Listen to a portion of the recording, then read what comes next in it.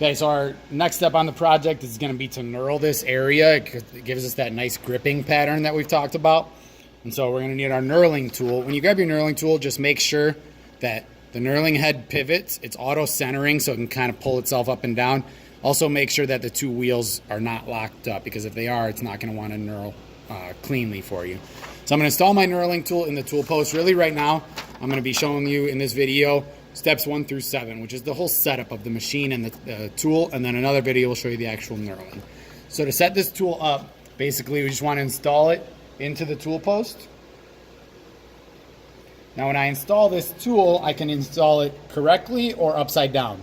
And so if you look at the shape, it's kind of offset. It's not perfectly symmetrical top to bottom. The way I have it installed right now is correct.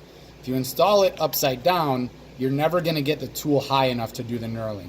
So just make sure that when you install it, it's going up in the higher direction, just like this. So the first thing I'm going to do is snug up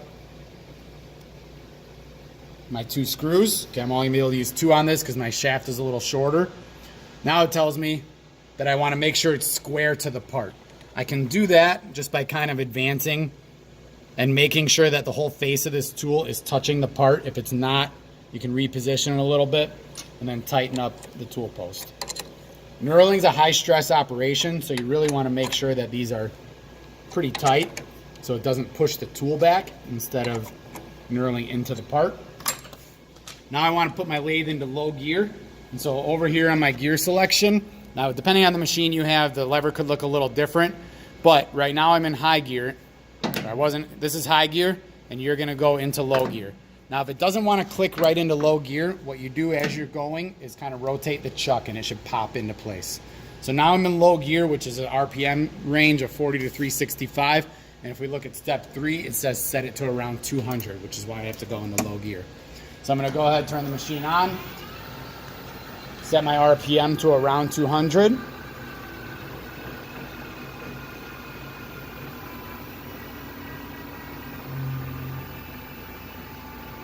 That's good right there. Now I'm going to advance my cross slide into the part to see if it starts to form the knurl cleanly. So I kind of just start to push it in, and then it tells me to turn the lathe off. And so when I look at this, it's knurling more on the left side than it is on the right. And so that tells me that my tool is not installed squarely, which is the whole point of this. And so now I'm going to loosen up and re-square my tool real fast. And so I need to rotate it to where I'm going to shove the tool a little bit this way so that it's contacting more straight on. I'm going to tighten it back up. And essentially repeat that step to make sure that it's good.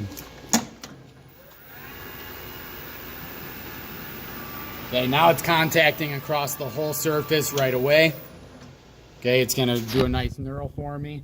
And so I'm going to go ahead and move on to my next step. So it tells me to turn it off.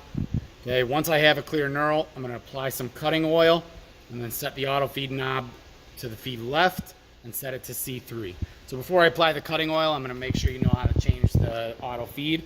So the first thing I want to do is turn it on. So right now I'm in the neutral position, and I want it to be feeding towards the headstock.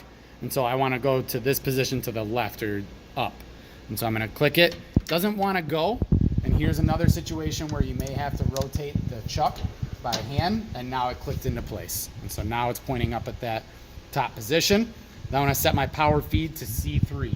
So it's already set there, but if it was set on A, again, sometimes it doesn't want to click in, and in that case, you rotate the chuck as you're trying to click it, and we're good to go. So C3 is going to set how fast my power feed is going. I'm going to apply a little bit of cutting oil down the length of the part, just like that. And now I'm ready to move on to my next steps.